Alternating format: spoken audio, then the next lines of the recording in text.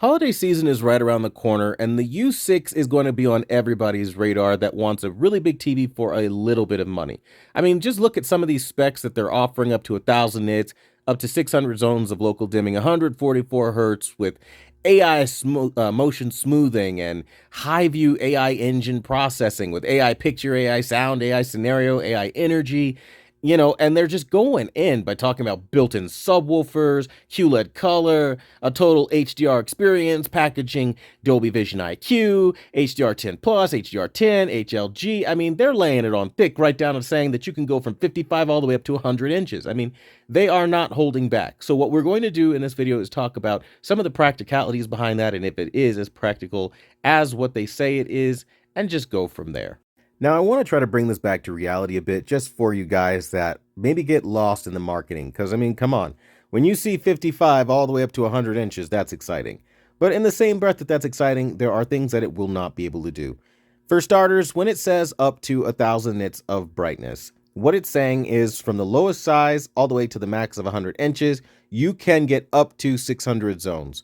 The smaller the TV, the fewer the zones you're going to get. Just like the smaller the TV, the fewer the brightness that you're going to get comparatively to the larger screen sizes that gets the entire 1,000 nits more consistently typically. That's usually what ends up happening, so just kind of expect that as a general rule of thumb. Now, if you believe the measurements over on rtings.com, then this TV has no problem getting over 1,000 nits.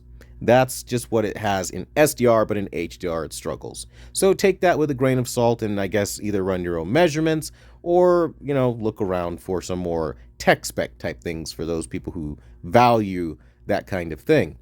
Now, what I'll tell you is this. The AI engine this year is probably the biggest reason to buy it over something like a Walmart TV that literally has no real high-end processing. This is where the ULED line becomes separated from the ultra budget hot buy garbage TVs that you're going to find as doorbuster deals during this Black Friday where they throw them away for like 88 bucks or 100 bucks. This is going to have a total suite of AI.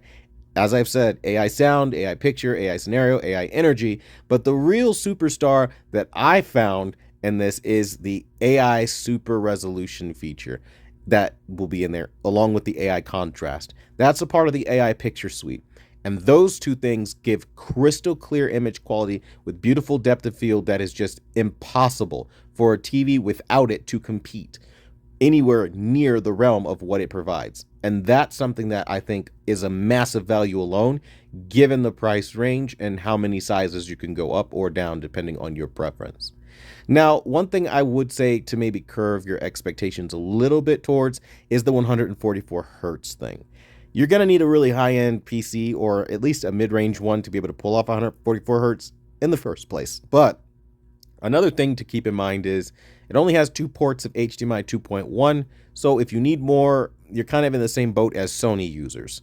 Now, that may or may not bother you, which is why I mention it, but I'll also tell you that, again, they're advertising FreeSync Premium Pro and all these other gaming features, but ultimately you have to understand that that's only compatible with PC gaming. 144 hertz will not be available for console gamers, so do keep that in mind. Now, they are nice enough to write it in really tiny font at the bottom so you can see that, but anytime you see large refresh rates on any manufacturer, doesn't matter who they are, typically that is only exclusive to PC gaming. And PC gaming has its own issues, mainly being stuck into the crappy PC modes because you can't really do much outside of them. So that's kind of one of the things I've always hated about it. So just keep that in mind. They're advertising this like a big feature for all gaming, because, I mean, they're not going to say exclusively PC gaming 144 hertz. They're going to say it's the game mode pro with 144 hertz so that you read it real quick and then you buy off of that. So if you're buying off of that, don't buy into that. Just expect the usual 120 hertz for all your PS5 and Xbox needs. Now, and also Nintendo Switch and all that. Now, a billion shades of color, it's just a way of describing color depth. A billion shades of color is just 10-bit color. So don't be excited by that. It's the same color we've been seeing out of quantum dots for a long time at this point. And I think, again, it's good that it has quantum dots. That's just a confirmation that they do. But because it's on the absolute lowest end of things, you are going to have more of a budget quantum dot experience. So do expect a more budget quantum dot experience because that is what you are, in fact, buying. So yeah, curve those expectations to be not as colorful as the higher end ones. Now the subwoofer is going to be decent, but again, similarly, curve the expectations. It's not going to be the most powerful subwoofer you've ever seen or heard, but it will be enough to give you good bass and give you good quality of your audio. And then the HDR thing, I would not buy a $600, $500 TV. Doesn't matter how low the price is. The entry-level TVs are never the TVs I would ever recommend for HDR. You're always going to have to go into the high-end and mid-range if you want good HDR experiences, and I would lean closer to the higher mid-range type because that's the only way really you get those explosive highlights and brightness HDR really needs to fix a lot of its issues. So now that we got that a bit out of the way, we're going to look at some of the more technical aspects of like the product and things like that. So again, you can see it's not very heavy. The weight is only 45 pounds, give or take, for the 65-inch. It's not bad. And you can have a bunch of different sizes, obviously, change that, but you get what I'm saying as far as this particular one.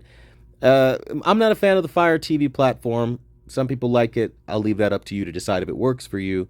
You know, the built-in Alexa. But the one thing that I think is really good for everybody to kind of pay attention to is that this comes with the brand new Wi-Fi 6 and the Bluetooth 5.2. So it is indeed doing a fantastic job of giving you some modern trimmings and fixings, but not all. Because if you look at the HDMI section here, you see two HDMI 2.1. So if you see 2 times 2.1, it means you have two HDMI 2.1s, and then you have two HDMI 2.0s. So again, you have two outdated ports and two modern ones. Not terrible, but it's also not great either. This is the part of the buyer's guide where I'll show you what the people are actually saying and some of the things to look out for. One of the things to look out for that I like to do is go into the pictures. Pictures will tell you almost everything you need to know.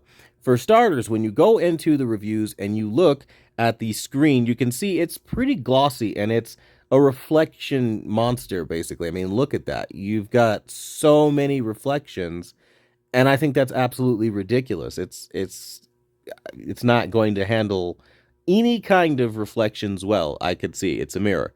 So that's one of the things that you have to deal with. Again, not terrible, not a deal breaker. I mean, when we go through and we look at the pictures that people have, I'm not a fan of the interface either. I think that looks really outdated. That's just my personal opinion there. It looks pretty secure with the way that they package it and everything, so I don't think you'll have a problem with that. Colors look kind of decent, I guess. It doesn't look like that bad, as you can clearly see, but it doesn't look fantastic either, as you're seeing. So it's kind of like a pick your poison kind of thing as you go through these reviews. But what you're seeing as a consistent theme is everybody is really excited about it and they say it looks good. And one of the things you see immediately is people talking about the sharpness. And that's something that I was talking about with the AI features this year. Somebody's got a dead pixel straight away. So, I mean, again, you're going to have to kind of weigh that into maybe they got a lemon, maybe they didn't. It just depends on, I mean, quality control like everything else that we buy that's product based. But I'll show you guys the overview of what the reviews are saying. And the vast majority of the people tend to enjoy it. I mean, here are the stats on that. 5 stars are about 67% of the buyers, 4 stars, 14%, 3 stars, 4. 2 stars are about 2%, and 1 stars are about 13%. So again, obviously more people love it than not. So, I mean, that kind of should give you some sort of ease of conscience and peace of mind. And then a lot of the 5-star you're seeing are actual verified accounts. So again, the verified purchases. So you don't have to really worry in the same way that you normally would if these were just kind of like the bought and paid for reviews that, you know, a lot of people have come accustomed to seeing. Now, I show you that because the contrast between consumer reviews and what rtings.com says is immense. So rtings gives it a 7.2, and they put yellow all over it. And this could really deter some people from buying it, saying that maybe it would be a very awful TV that's not really worth a lot of your time. And I mean, ultimately, that is up to you.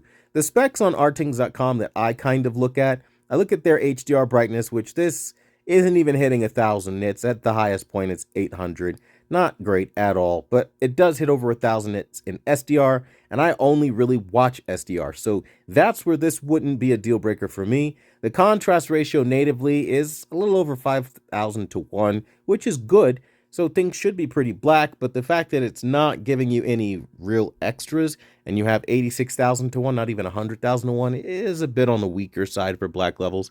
So again, they'll tell you that they notice some issues with some things, but ultimately speaking, you're not paying a whole lot of money either. So black level performance, you're bound to notice some issues.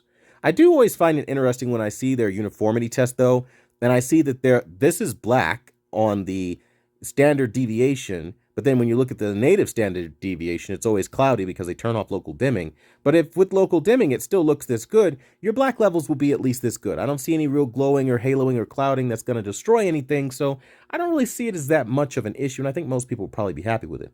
The issue that I find, though, is when I look at their SDR color volume, and I see that the DCI-P3 color is at 87% when at least you need to be at 90, and then the BT2020 is absolutely abysmal with only 60% of the color coverage, proving that it's really not going to be great for Dolby Vision or HDR or things like that. So those are the metrics that I think are the most important. Everything else is just kind of like, I guess. I mean, you could look at the calibration side of things if you're really into that, but it's not really necessary. I know people also tend to read a lot into RTings and their low bitrate content tests. I don't find the way that they do them to be very accurate at all, because I've found when they give good TVs or TVs good marks, they actually end up looking really crappy and not always being what they said it would be. Same for motion as well. Those two things, processing in general, I don't think RTings knows how to measure processing so much as measurable things like color and brightness. I think that's pretty much where it stops for RTings with me.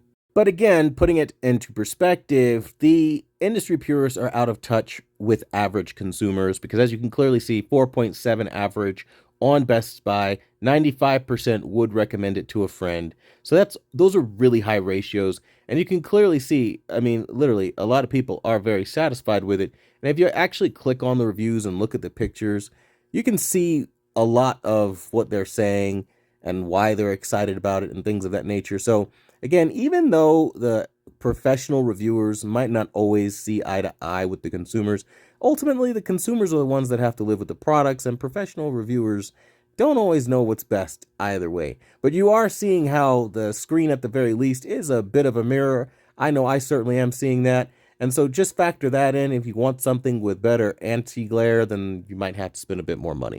Overall, the Hisense U6QF is pretty good for somebody who wants a big size television, a lot of modern cutting edge features like mini LED and local dimming and 1,000 nits of peak brightness and SDR, if we were to believe RTings, and AI motion, 144 hertz for PC gaming, and a few other bells and whistles like the crown jewel this year, the HiView AI engine, which gives you a wealth of sound upgrades and a bunch of quality overall that just would not be possible on any other TV in the same price point.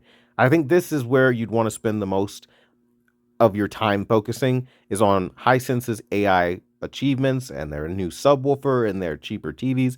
This is all a win along with the screen sizes. So I think that's what you should really be focused on.